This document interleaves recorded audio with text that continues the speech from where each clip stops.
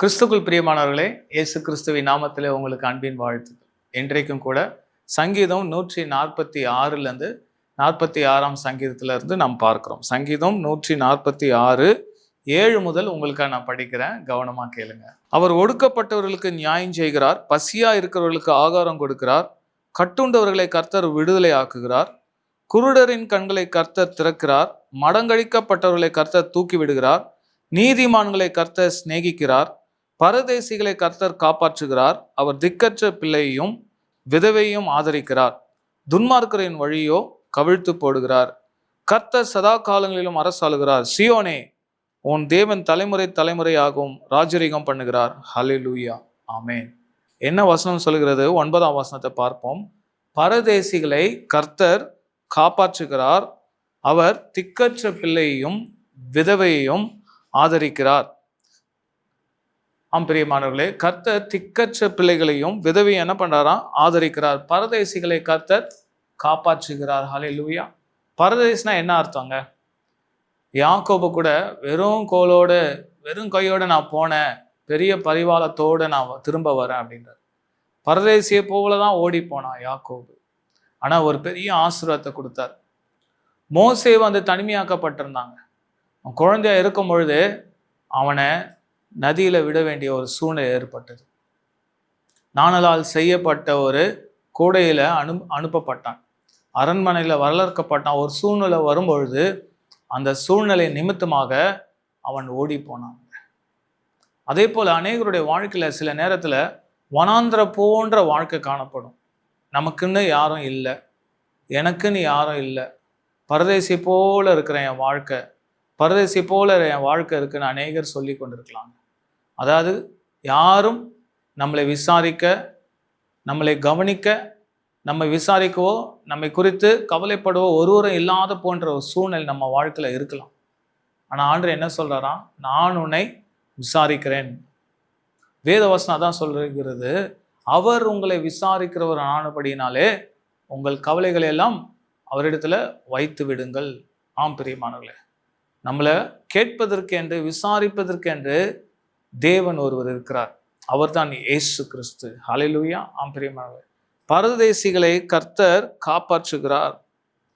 அவனுக்கு எவ்வளவு பெரிய பிரச்சனை இருந்தாலும், எவ்வளவு பெரிய ஒரு தாங்க முடியாத ஒரு சூழ்நிலை இருந்தாலும், கர்த்தர் அவனை எல்லா ஆபத்திலிருந்தும் விடுவித்து குழியிலிருந்து தூக்கி விடுகிற தேவனா இருக்கிறார்.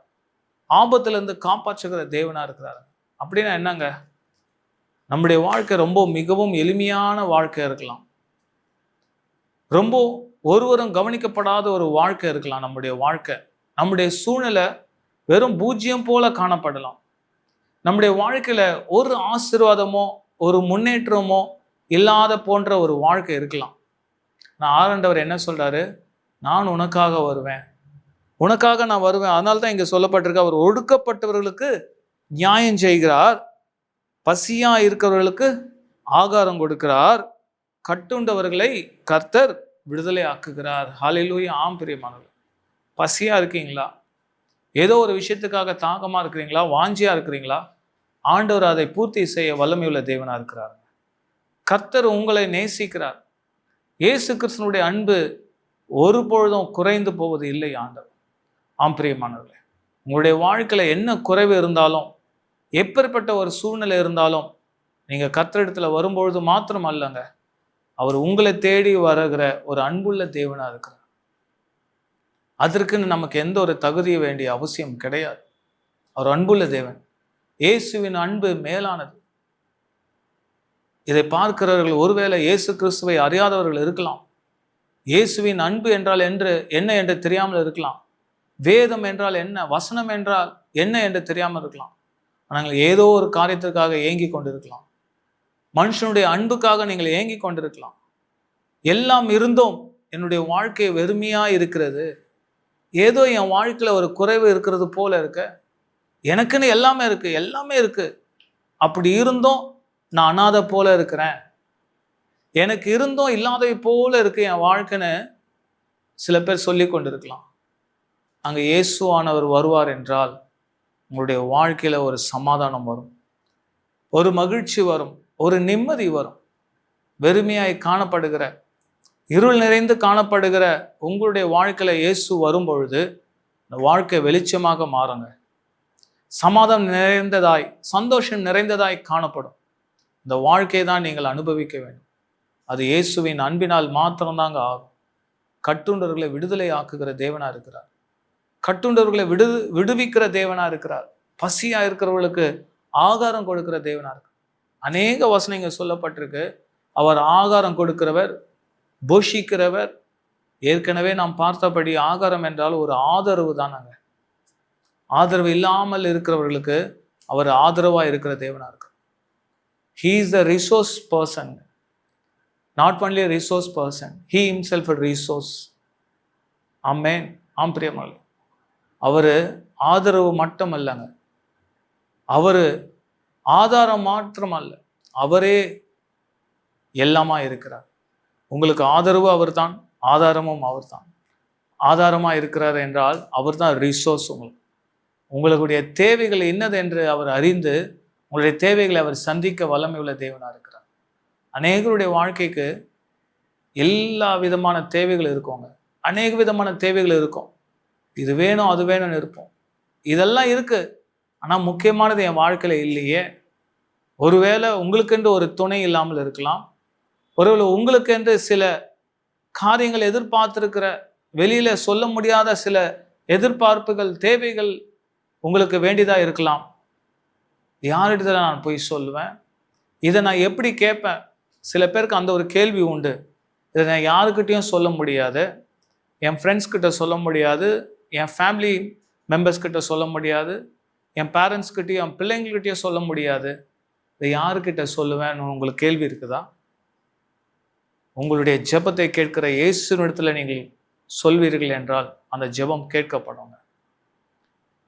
பரதேசிகளையும் எளிமையானவர்களையும் ஒடுக்கப்பட்டவர்களையும் நோக்கி பார்க்கிற தேவன், தேவனை நோக்கி பார்க்கும் பொழுது அவர் உடனே உங்களுக்கு பதில் அளிக்கிற தேவனா இருக்கிறார். கர்த்தராகிய தேவன் இயேசு கிறிஸ்து, அவரே மெய்யான தேவன். அவரை நோக்கி பார்க்கும் பொழுது உங்களுடைய வாழ்க்கையில ஒரு விடுதலை உண்டுங்க. ஒரு கட்டப்பட்ட வாழ்க்கை, வெறுமையாய் காணப்படுகிற வாழ்க்கை அவர் முற்றிலுமாய் மாற்றி போடுவார். எல்லோருடைய வாழ்க்கையில இந்த ஒரு கேள்வி இருக்கு, என் வாழ்க்கையில நிம்மதி இல்லை. எவ்வளோ பணம் இருக்கு, எவ்வளோ உறவுகள் இருக்கு, எனக்கு செல்வாக்கு இருக்கு, புகழ் மரியாதை இருக்கு, ஆனால் என் வாழ்க்கையில ஒரு சந்தோஷம் இல்லை, நிம்மதி இல்லை. ஏதாவது ஒரு வகையில் ஏதோ ஒரு காரியம் அவர்களை துக்கப்படுத்தி கொண்டே இருக்கும். பிள்ளைகளினாலேயோ, குடும்பத்தினாலேயோ, உறவுகளினாலேயோ, இல்லை சில வியாதிகளினால உபத்திரப்பட்டிருக்கலாம். அவர் குணமாக்குகிற தேவனா இருக்கிறார், சுகம் அளிக்கிற தேவனா இருக்கிறார். உங்களுடைய வாழ்க்கையில எப்பேற்பட்ட போராட்டம் இருந்தாலும் தேவனிடத்துல கொண்டு வரும் பொழுது அதிலிருந்து நீங்கள் விடுதலை பெற்றுக்கொள்வீர்கள். அதனால தான் இங்க பார்க்கிறோம், குருடரின் கண்களை கர்த்தர் திறக்கிறார், மடங்கடிக்கப்பட்டவர்களை கர்த்தர் தூக்கி விடுகிறார், நீதிமான்களை கர்த்தர் சிநேகிக்கிறார். ஹல்லேலூயா. ஆம் பிரியமானவர்களே, எப்பேற்பட்ட ஒரு ஒடுக்குதல் இருந்தாலும் நீங்கள் மடங்கடிக்கப்பட்டவர்களாய், தோல்வி உற்றவர்களா இருக்கலாம். மற்றவர்கள் உங்களை தோல்விக்கு நேராக நடத்தி இருக்கலாம், உங்களை தோற்கடித்திருக்கலாம், ஏளனமாக பார்க்கலாம். நீ ஆண்டவர் நம்பினிய, நீ நல்லா ஏதோ உதவி செய்திருந்திய அநேகருக்கு. உன் வாழ்க்கை இப்படி இருக்கு பார், நாங்க நல்லா இருக்கோம், நீ இப்படி இருக்கிறிய, உன் வாழ்க்கை இப்படி முடங்கி போயிருக்கிறது, இப்படி ஒன்றும் இல்லாம இருக்கிறேன்னு அநேகர் சொல்லலாங்க. ஆனா ஆண்டவர் அந்த சூழ்நிலாம் மாற்றி போட வல்லமையுள்ள தேவனா இருக்கிறார். ஆம் பிரியமானவர்களே, அதுதான் இங்க பார்க்கிறோம். குருடரின் கண்களை கர்த்தர் திறக்கிறார், மடங்கடிக்கப்பட்டவர்களை கர்த்தர் தூக்கி விடுகிறார். ஹல்லேலூயா. நீங்க ஒருவேளை கீழே விழுந்து இருக்கிறீங்களா? தோல்வி உற்று காணப்படுகிறீர்களா? என் வாழ்க்கையில எல்லாவற்றிலும் நான் தோல்விதான், எது எடுத்தாலும் என் வாழ்க்கையில தோல்விதான், என்னுடைய வாழ்க்கையிலையும் தனிப்பட்ட வாழ்க்கையிலும் என்னுடைய தொழிலிலும் என்னுடைய உறவுகளிலும் தோல்விதான் என்று சொல்லி கொண்டிருக்கிறீர்களா? எனக்கு ராசியே இல்லை, என் தலையில எல்லாம் எழுதப்பட்டிருக்கிறது, என் விதி தலை விதி என்று அநேகர் சொல்லி கொண்டிருக்கிறீங்க. பிரியமானவர்களே, அந்த தலைவிதியை மாற்ற வல்லமையுள்ள தேவன் ஒருவர் இருக்கிறார். அவர்தான் இயேசு கிறிஸ்து. யாபேசு என்கிற ஒரு மனுஷன் வேதத்துல இருக்கிறான். அவனும் தன்னுடைய குடும்பத்துல அவன்தான் மிகவும் எளிமையானவன், கடைசியானவன். அவனை யாரும் கண்டுக்கல. யாபேசு என்றாலே துக்கம் தானா. அவங்க பெற்றோர்கள் துக்கத்தோடு அவனை பெற்றெடுத்தாங்க. அதனால அவனுக்கு பேர் என்ன வைக்கிறாங்க? யாபேஸ். நீ துக்கத்தோட பிறந்த, நீ பிறக்கும் பொழுது எங்களுக்கு நிம்மதி இல்லை, எங்களுக்கு சந்தோஷம் இல்லை, எங்களுக்கு செழிப்பு இல்லை, எங்களை வேதனையோடு உங்களை நான் பெற்றெடுத்தேன், அதனால உனக்கு நான் யாபேஸ்ன்னு பேர் வைக்கிறேன்னு சொல்லி தாயும் தகப்பனும் அந்த யாபேஸ்க்கு பேர் வைக்கிறான். யாபேஸ் என்றால் துக்கத்தில் பிறந்தவன். அநேகர் உங்களுடைய வாழ்க்கை குறித்து, உங்களுடைய பிறப்பை குறித்து நீங்கள் யோசித்து கொண்டிருக்கீங்க. என் பெற்றோருக்கு நான் பிரியமில்லாமல் பெற்றார்களா? நான் அதற்காக பிறந்தனா? பெற்றோருடைய அன்பு எனக்கு கிடைக்கலையே, உண்மையாகவே இவர்கள் தான் என்னை பெற்றெடுத்தார்களா? எனக்கு பெற்றோருடைய அன்பு கிடைக்கலையே, நான் ஏன் பிறந்தேன்? என் வாழ்க்கையில அர்த்தமில்லாத வாழ்க்கையை நான் வாழ்ந்துட்டு இருக்கேனே, என் தலைவிதியை பார்த்தா ரொம்ப மோசமா இருக்கிறது, என் வாழ்க்கையில ஒரு ஜெயம் என்று கிடையாதா? எது எடுத்தாலும் நான் தோல்வியில போய் முடிகிறேன், எல்லா சந்தோஷமும் கொஞ்ச நாள் தானே நிலைக்குது, நிரந்தரமா இல்லையே என்று அநேகர் புலம்பிக் கொண்டிருக்கலாம். பிரியமானவர்களே, இந்த யாபேசுடைய வாழ்க்கையில அப்படிதான். அநேகர் சொல்லலாம், என் ஜாதகத்துல, என் நட்சத்திரத்துல இப்படி இருக்கு, என் ஜாதகம் இப்படிதான் எழுதப்பட்டிருக்கு, என் வாழ்க்கை இப்படிதான் இருக்கும், இப்படிதான் இருக்கும். அநேகர் சொல்லி கொண்டிருக்கலாம். யாபேஸ்க்கு அப்படிதான் சொன்னாங்க, அவங்க பெற்றோர்களே சொன்னாங்க, நீ துக்கத்தில் பிறந்த வேண்டா, உன் வாழ்க்கை இப்படித்தான், ஆசீர்வாதமான வாழ்க்கை கிடையாது, ஆசீர்வதிக்கப்பட்ட வாழ்க்கை கிடையாது.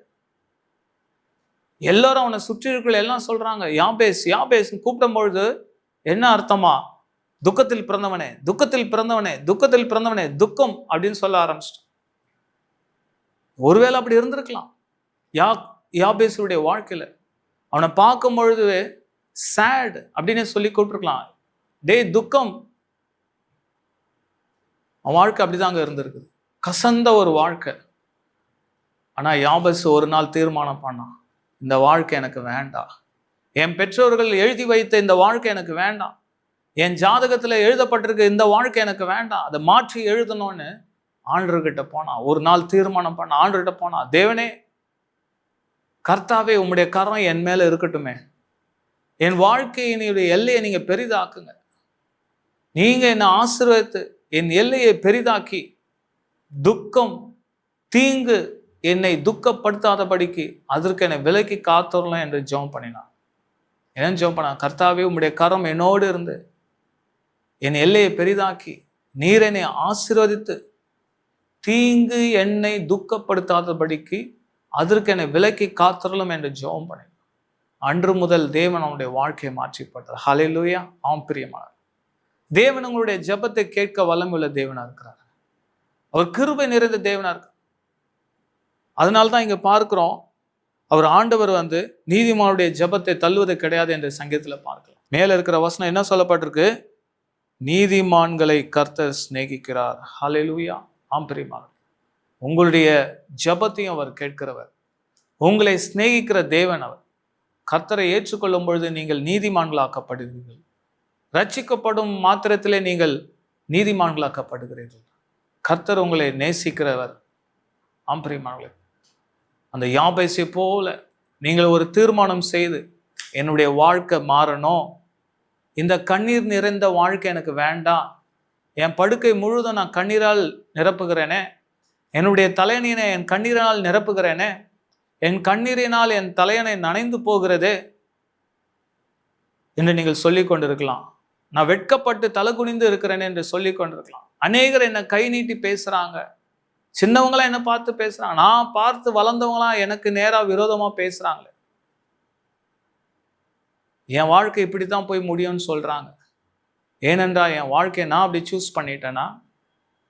இல்லை நான் பிறந்தது தவறா? என் பிறப்பே அப்படித்தானா? என் ஜாதகத்துல அப்படி எழுதியிருக்கா? என் விதி அப்படித்தானா? இல்லை பிரியமானவர்களே, ஆண்டவர் நீங்கள் நினைக்கிற விதி என்று சொல்லுகிற காரியமோ, பெற்றோரால் வருகிற எந்த ஒரு சாபமாக இருந்தாலும் சரி, பிதாக்கள் மூதாதையர்களால் வருகிற எந்த ஒரு தடையாக இருந்தாலும் சரி, கட்டுகளாக இருந்தாலும் சரி, சாபமாக இருந்தாலும் சரி, அவைகள் எல்லாம் மாற்றி போட இயேசுவாலை மாத்திரம் கூடுங்க. இயேசு கிறிஸ்துவின் அன்பு மேலானதுங்க. அவர் உங்களை நேசிக்கிறார். இயேசு கிறிஸ்து உங்களை நேசிக்கிறார். யாபேசை போல நீங்க தேவனிடத்துல வரும்பொழுது என்னுடைய வாழ்க்கையை மாற்றி போடும் ஆண்டவரே, என்னுடைய வாழ்க்கையை மாற்றி போடும் ஆண்டவரே என்று நீங்கள் தேவனை நோக்கி பார்ப்பீர்கள் என்றார். என்னுடைய வாழ்க்கையில எனக்கு சந்தோஷம் வேணும், என் வாழ்க்கையில நான் ஜெயத்தை பார்க்க வேண்டும், என் வாழ்க்கையில நான் வெற்றியை காண வேண்டும், என்னுடைய வாழ்க்கையில நான் செழிப்பை அனுபவிக்க வேண்டும், நான் வளர வேண்டும், கர்த்தாவை உமக்காக நான் சாட்சியா நிற்க வேண்டும், என் வாழ்க்கையில ஒரு பிரேக் த்ரூ வேணும் என்று நீங்கள் கேட்கும் பொழுது கர்த்தர் உங்களுடைய ஜெபத்தை கேட்பார். ஆம் பிரியமானவர்கள், அதை நீங்கள் விசுவாசிக்க வேண்டும். ஏனென்றால் யாபேசனுடைய ஜெபம் கேட்கப்பட்டது. யாபேஸ் அப்படித்தான் ஜெபித்தார். என் பெற்றோர்கள் என்னை துக்கத்தில் பிறந்தவன் என்று சொல்லி பேர் வைத்தார்கள். ஆண்டவரே, எனக்கு இந்த பேர் வேண்டாம். ஒருவேளை அந்த பேர் இருந்தாலும் எனக்கு அந்த பேருக்கேற்ற ஒரு வாழ்க்கை எனக்கு வேண்டாம். எனக்கு அந்த வாழ்க்கை வேண்டாம். என் வாழ்க்கையை மாற்றுங்க, என் வாழ்க்கையை மாற்றி போடுங்க என்ற தீர்மானத்தோடு வந்து கேட்டான். இன்னொரு வார்த்தை, அன்னாள், சாமுவேல் என்கிற தீர்க்கதரிசியை பெற்றெடுத்த அன்னாளுக்கு குழந்தை இல்லாமல் இருந்தது. மலடி என்று அழைக்கப்பட்ட அன்னாள் அவர்களுடைய கணவனுடைய இன்னொரு மனைவி வேதத்திலே சக்கலத்தி என்று சொல்லப்பட்டிருக்கு. ஒவ்வொரு முறையும் அவங்களை துக்கப்படுத்துவாங்க. ஏனென்றால் அவர்களுக்கு குழந்தை இருந்தது, அன்னாளுக்கோ குழந்தை இல்லை. ஒவ்வொரு முறை வேதனைப்படுத்துவாங்க, சித்திரவதை அனுபவிப்பார்கள். என்னடா ஒவ்வொரு முறையும் நமக்கு இப்படி இருக்கிறது, போய் அழுவாங்க, பெட்ல போய் படுத்துக்குவாங்க, சாப்பிட மாட்டாங்க. கணவனும் வந்து எவ்வளவோ ஆறுதல் சொல்லுவாங்க, ஆனால் அது முடியாது. ஒவ்வொரு முறையும் தனக்கு குழந்தை இல்லை என்பதை குறித்து மிகவும் வேதனைப்பட்டு கலங்கி கொண்டிருப்பான். ஒரு நாள் தீர்மானம் பண்ணான், இனிமேல் நான் இது மாதிரி நான் துக்கமாக இருக்கக்கூடாது. இந்த மலடி என்கிற இந்த வாழ்க்கை எனக்கு வேண்டாம், மலடி என்கிற இந்த பேர் எனக்கு வேண்டாம் என்று சொல்லி தேவனிடத்தில் போனான். ஆலயத்துக்கு போய் விழுந்தான். அவன் சத்தம் கூட வெளியில வரல. வாயை திறந்து பேசுறாங்க, சத்தம் வரல. இருதயத்திலிருந்து அவங்க ஊற்றுகிறாங்க, ஆண்டவரே என் வாழ்க்கையை மாற்றும், எனக்கு ஒரு பிள்ளையை கொடுங்க, பிள்ளையை கொடுங்க என்று அவன் வந்து பொருத்தனை செய்து ஜெபம் பண்ணினான். நீங்க எனக்கு ஒரு பிள்ளையை கொடுத்தா, மகனை கொடுத்தா உமக்கு என்று நான் அதை கொடுப்பேன் என்று சொல்லி கேட்டான். ஆண்டவருடைய சமூகத்துல அவங்களுடைய இருதயத்தையே ஊற்றினான். அவங்க ஒரு மனக்லேசம் உள்ள ஸ்திரீயா இருந்தாங்க. தேவனுடைய சமூகத்துல சென்று, தேவனுடைய ஆலயத்திற்கு சென்று அழுது, வேற யாருக்கும் தெரியாது அவங்க அழுதது, அவர்களுக்கும் தேவனுக்கும் மாத்திரம் தெரியும். அந்த ஆலயத்தில் இருந்த ஆசாரியன் ஆகிய ஒரு ஏலி தீர்க்கதரிசி வந்து கேட்கிறா, என்னம்மா குடித்திருக்கிறாயா, என்ன பண்ற நீ, குடி போதையில வந்து இங்க என்ன பண்ற தேவாலயத்துல? அவர் தூரத்துல இருந்து பார்க்கும் பொழுது, இவங்க புலம்புறதை பார்த்தா, அழுகிறத பார்த்தா ஒரு சத்தமே காணுமேன்னு பார்க்கும் பொழுது, அவங்க அந்த அளவுக்கு பார்க்கும் பொழுது அழுது புலம்பி அவளை கந்த கோலத்தோட வந்து இருந்திருக்கலாம். அதனால்தான் அந்த தீர்க்கதரிசனுடைய பார்வைக்கு அப்படி காணப்பட்டது. என்னம்மா குடி போதையில நீங்க வந்திருக்கிறையா தேவனுடைய சமூகத்துல போது? அப்பொழுதுதான் சொல்றாங்க, இல்ல தீர்க்கதரிசியே, இல்ல போதகரே, இல்ல ஆண்டவரே, நான் ஒரு மனக்லேசம் உள்ள ஸ்திரீ, என்னுடைய இருதயத்தெல்லாம் தேவனிடத்துல ஊற்றி விட்டேன்னு சொல்ல. அப்பா அவர் சொல்ற, நீ சமாதானத்துல போ, உன் ஜெபத்தை ஆண்டவர் கேட்பாரு, கேட்டுட்டாரு, உன் இருதயத்தின் வாஞ்சின்படி ஆண்டவர் செய்வார் சொல்லும்பொழுது அவர்கள் தேவனுடைய ஆலயத்தை விட்டு வெளியே வராங்க. அப்போ வரும்பொழுது ஒவ்வொரு முறையும் துக்கமாக இருந்த அந்த ஸ்திரீ அன்னாள் அதற்கு அப்புறம் துக்கம் முகமாக இருக்கவில்லை என்று வேதம் சொல்லுகிறது பிரியமானது. அதற்கு பிறகு ஆண்டவர் ஜெபத்தை கேட்ட ஆண்டவர் அவருடைய இருதயத்தின் வாஞ்சின்படி, அன்னாளுடைய ஜெபத்தின்படி அவர்களுக்கு ஒரு ஆண் மகனை கொடுத்தார். ஹல்லேலூயா. ஆம் பிரியமாக, உங்களுடைய வாழ்க்கையில எது இல்லை என்று நீங்கள் நினைத்து கொண்டிருக்கிறீர்களோ, எந்த விஷயம் தடையா இருக்கிறது, ரொம்ப நாளா நான் காத்துட்டு இருக்கேன், அநேக நாட்கள் நான் காத்திருந்து சோர்ந்து போயிருக்கிறேன் என்று நீங்கள் சொல்லி கொண்டிருப்பீர்கள் என்றால், தேவனை நோக்கி பார்க்கும் பொழுது அவர் உங்களுக்கு எல்லாவற்றையும் செய்ய வல்லவராக இருக்கிறார். நீங்கள் செய்ய வேண்டியது தேவனுடைய சமூகத்துல வந்து சேர வேண்டும். தேவனிடத்துல கேட்டால் ஒழிய ஒன்றும் உங்களுக்கு கிடைக்காது.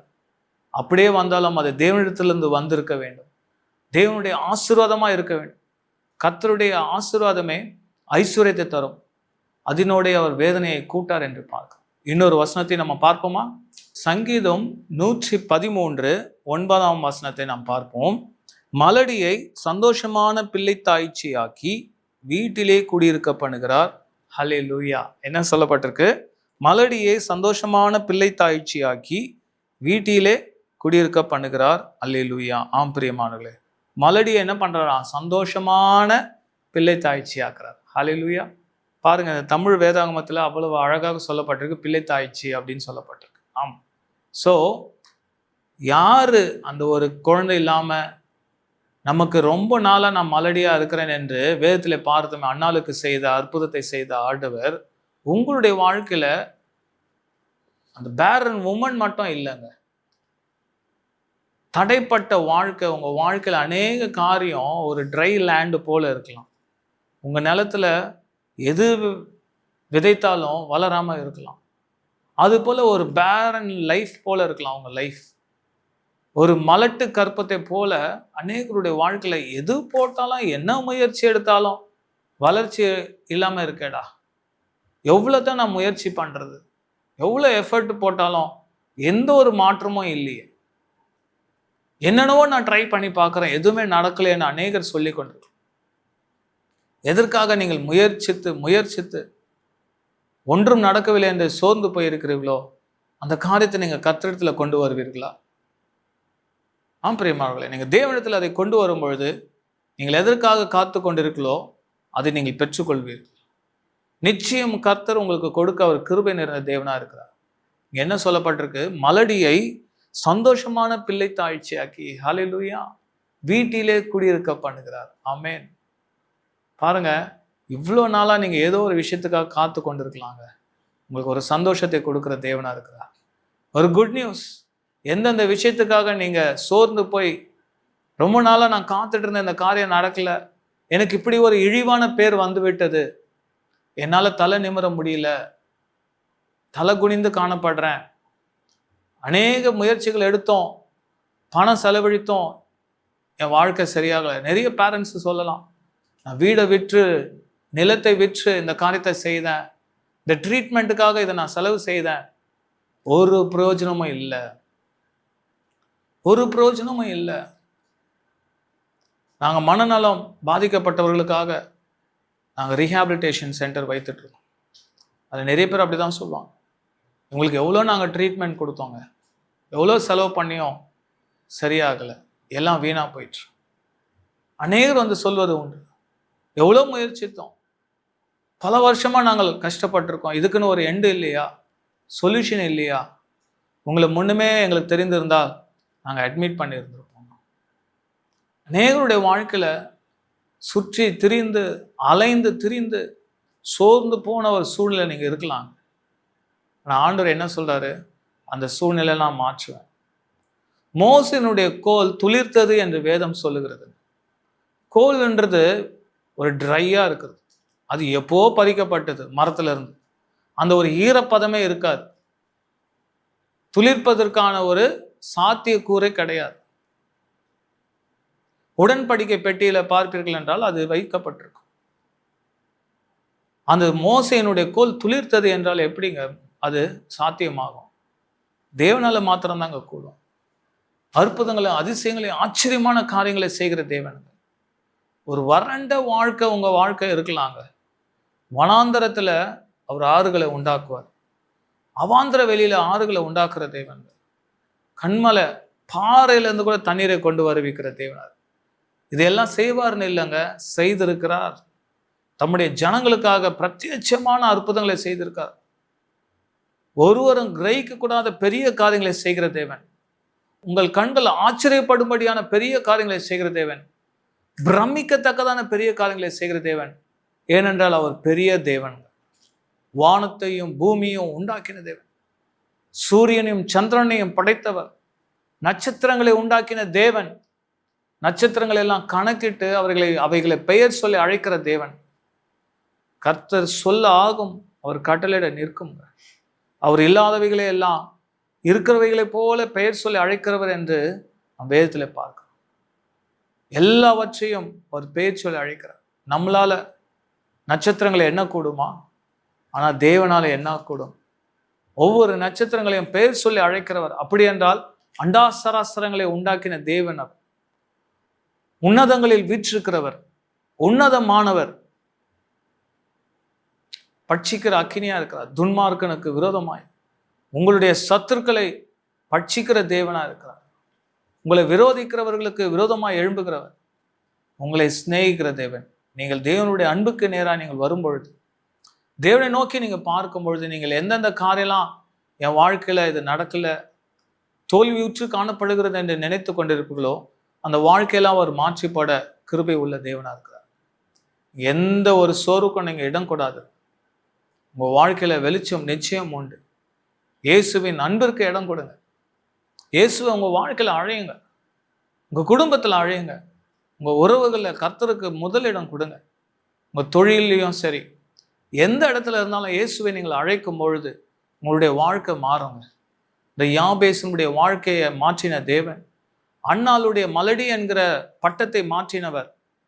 யாபேசனுடைய பட்டம், அவனுக்கு பட்ட பேரு கூட இல்லைங்க. பட்ட பேர்னா மற்றவங்க யாராவது வைக்கிறது கேலி கிண்டலுக்காக. பெற்றோரை வைத்து விட்டு போனார்கள். இவன் துக்கத்தில் பிறந்தவன். யாக்கோபுனா எத்தனை அர்த்தம் நம்ம பார்த்தோம். ஆனா இங்க யாபேசு அவன் என்னங்க தவறு செய்தான் பாருங்க. அவனுக்கு எவ்வளவு துக்கமா இருக்கும். பெற்றோர் தான் வைத்துட்டாங்க, நம்மளை அப்படி கூப்பிடுறாங்களே. ஆனா அந்த துக்கத்தோடு அவன் அப்படியே இருக்கவில்லை. வாழ்க்கை முழுதும் என் வாழ்க்கை மாறணும், இந்த துக்கமான பேர் இருந்தாலும் என் வாழ்க்கை துக்கமா இருக்கக்கூடாது. எனக்கு என் பெற்றோர்கள் துக்கம் என்று வைத்திருக்கலாம், துக்கத்தில் பிறந்தவன் என்று வைத்திருக்கலாம். ஆனா அதுவே என் வாழ்க்கையை மாறிவிடக்கூடாது. என் வாழ்க்கையில சந்தோஷம் வரணும், என் வாழ்க்கையில செழிப்பு வரணும், என் வாழ்க்கையில ஒரு எழுப்புதல் வரணும், அற்புதங்கள் அதிசயங்கள் நடக்கணும் என்று தீர்மானம் பண்ணி தேவனுடைய சமூகத்துல விண்ணப்பம் செய்தான். கர்த்தர் அவனுடைய ஜெபத்தை கேட்டார். அன்னாளுடைய மலடி என்கிற பெயரை மாற்றி போட்டார். அன்னாளுடைய வாழ்க்கையில ஒரு கசப்பை நீக்கி சந்தோஷத்தை வரும்படி செய்த ஆண்டவர். உங்களுடைய வாழ்க்கையில் அநேக காரியங்களை குறித்து நீங்கள் கசந்து போயிருக்கலாம், சோர்ந்து போயிருக்கலாம். அந்த வாழ்க்கையை மாற்றி போட அவர் கிருபை நிறைந்த தேவன். அதனால தான் வேதத்தில் பார்க்கிறோம், மலடியை சந்தோஷமான பிள்ளைத்தாய்ச்சி ஆக்கி வீட்டிலே குடியிருக்க பண்ணுகிறார். இன்னொரு வசனம் கூட பார்த்தீங்கன்னா செப்பனியா 3:19 நொண்டியானவனை ரட்சித்து தள்ளுண்டவனை சேர்த்து கொள்ளுவேன், அவர்கள் வெட்கம் அனுபவித்த சகல தேசங்களிலும் அவர்களுக்கு புகழ்ச்சியும் கீர்த்தியும் உண்டாக செய்வேன். ஹல்லேலூயா. ஆம் பிரியமா, எங்க நீங்க தலை குனிந்து காணப்பட்டீர்களோ, எங்கு நீங்க வெட்கம் அனுபவித்தீர்களோ அங்க உங்களுடைய தலை எழும்பும்படி செய்வார், தலை நிமிர பண்ணுவார். அதுதாங்க, அவர்கள் வெட்கம் அனுபவித்த சகல தேசங்களிலும் அவர்களுக்கு புகழ்ச்சியும் கீர்த்தியும் உண்டாக செய்வேன். ஹல்லேலூயா. நொண்டியானவனை ரட்சித்து தள்ளுண்டவனை சேர்த்து கொள்ளுவேன். பாருங்க, நீங்க ஒருவேளை இன்னெபிலிட்டியா இருக்கலாம், என் வாழ்க்கையில எனக்குன்னு சப்போர்ட் இல்லை, நான் இவங்கள தான் டிபெண்ட் பண்ணி இருக்கணும், இவங்களுடைய ஃபினான்ஸ் சப்போர்ட்ல தான் நான் இருக்கிறேன், எனக்கென்று ஒரு இன்கம் இல்லை, எனக்குன்னு ஒரு ஃபிசிக்கலா ஒரு சப்போர்ட் இல்லை, மெட்டீரியல் சப்போர்ட் இல்லைன்னு இருக்கலாங்க. ஒரு நொண்டி போன்ற வாழ்க்கை. அதுதான் நொண்டியானவனை ரட்சித்து தள்ளுண்டவனை சேர்த்து கொள்வேன். ஆனா கர்த்தர் உங்களை சேர்த்துக்கொள்வேன் என்று சொல்லுறார். என்னை யார் சேர்த்துக்கொள்வா? என்கிட்ட ஒண்ணுமே இல்லையே, எனக்கு அழகும் இல்லை, படிப்பும் இல்லை, செல்வமும் இல்லை, பொருளும் இல்லை, ஒன்றுமே இல்லை, என்னை யாரா சேர்த்து கொள்வாங்களா? ஐ எம் நெக்லெக்டட் என்று நீங்க சொல்லலாம். ஆனா கர்த்தர் சேர்த்து கொள்வார். கர்த்தருடைய அன்புக்கு நேராக நீங்க சொல்லும் பொழுது அவர் உங்களுடைய வாழ்க்கையை மாற்றி போடுவார். கர்த்தர் உங்களோட கூட இருப்பாராக. Hallelujah. Amen. Praise the Lord. God bless you.